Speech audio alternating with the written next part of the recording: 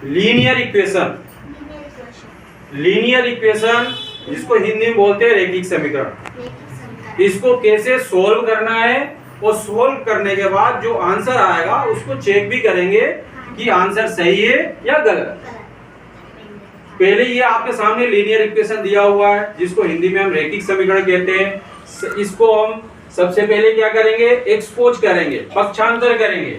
पक्षांतर का मतलब ये होता है अगर x की संख्या है तो x एक साइड कर लेंगे और बिना x की संख्या को एक साइड कर लेंगे, यानी कि वेरिएबल्स एक साइड और कांस्टेंट एक साइड दूसरे साइड कर लेंगे। वेरिएबल्स मींस चर राशि और अचर राशि दोनों को अलग अलग कर लेंगे। 5x ये राइट साइड है तो इसको लेफ्ट साइड ले आएंगे तो ये माइनस का 3x हो जाएगा, और ये 5 है, 5 जहां पर है वही रहेगा, और ये चूंकि लेफ्ट साइड में है 9, लेफ्ट से हम राइट की तरफ जाएंगे तो ये माइनस का 9 हो जाएगा, क्योंकि इसके साइन चेंज हो जाते हैं। जब भी हम लेफ्ट से राइट और राइट से लेफ्ट ले जाते हैं तो उसके साइन क्या हो जाते हैं, चेंज हो जाते हैं, ध्यान रखना है ना। अब ये 5x है और माइनस 3x है, 5x में से जब 3x माइनस करेंगे तो ये आ जाएगा 2x, और यहाँ पे 5 में से 9 को माइनस करना है, यानी कि हम देख रहे हैं कि छोटी संख्या में से बड़ी संख्या को घटा रहे हैं। अगर आप किसी से कहोगे कि 5 में से 9 को घटाओ तो साहब कहेगा कि 5 में से 9 घटता है क्या, पागल हो क्या? लेकिन 5 में से 9 भी घटता है। अगर 9 में से 5 को माइनस करते हैं तो 4 आता है, लेकिन जब 5 में से 9 को घटाएंगे तो माइनस का 4 आएगा। यहाँ पे माइनस का 4 लिख देंगे, है ना। छोटी संख्या में से भी बड़ी संख्या को माइनस करते हैं। 100 में से 50 घटाते हैं तो 50 आता है, लेकिन अगर आप किसी से पूछो या आपसे कोई पूछता है कि 50 में से 100 घटाने पे कितना आएगा, तो 50 में से 100 घटाएंगे तो माइनस का 50 आएगा, ठीक है ना। इसी तरीके से अगर आप यहाँ पे 9 में से 5 को घटाते तो 4 आता, लेकिन 5 में से 9 को घटा रहे हैं तो यहाँ पे माइनस का 4 आ जाएगा, बस साइन का चेंज होगा, प्लस और माइनस में आता है। अब यहाँ से x इक्वल टू निकालेंगे तो माइनस का 4 ऊपर चला जाएगा और 2 नीचे आ गया।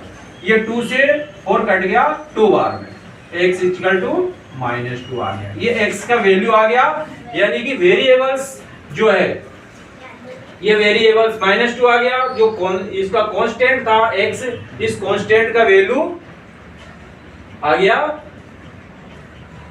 -2। अब इसको चेक करेंगे, चेक मतलब जांच करेंगे इसको कि x का जो वैल्यू आया वो सही आया कि गलत आया। तो ये देख उतार लेंगे वापस, 5x + 9 = 5 + 3x। इसको चेक करने के लिए जो x का वैल्यू आया उसको x की प्लेस पे रखना है। जैसे 5 है, 5 वैसे के वैसे रहेगा, x का वैल्यू आया -2 तो -2 रख देंगे यहाँ पे, +9 वैसे के जो जहां पर है, इक्वल जहां पे है वहां पे इक्वल लगाना है, जहां पे प्लस है वहां प्लस लगाना है, माइनस है वहां माइनस लगाना है, वैसे वैसे लगाना है। फिर 5 + 3 और x की जगह पे -2 लगाना है। अब 5 से 2 का मल्टीप्लाई कर देंगे, ब्रैकेट के अंदर और ब्रैकेट के बाहर रहता है तो उसको हम मल्टीप्लाई करते हैं। 5 2 जा -10 और +9, इधर 5 वैसे के वैसी, और ये 3 2 जा 6 -6। अब यहां पर भी देखो आप, एक संख्या प्लस में है और दूसरी संख्या माइनस में, तो आपको पता है कि जब प्लस और माइनस की संख्या रहती है तो उसको क्या करते हैं, हम माइनस करते हैं, घटाते हैं, -1। यहां भी हम क्या करेंगे, जोड़ेंगे कि घटाएंगे, घटाएंगे, ठीक। तो यहां पे भी घटाकर -1 लिखेंगे, क्योंकि यहां पर भी बड़ी संख्या माइनस में है।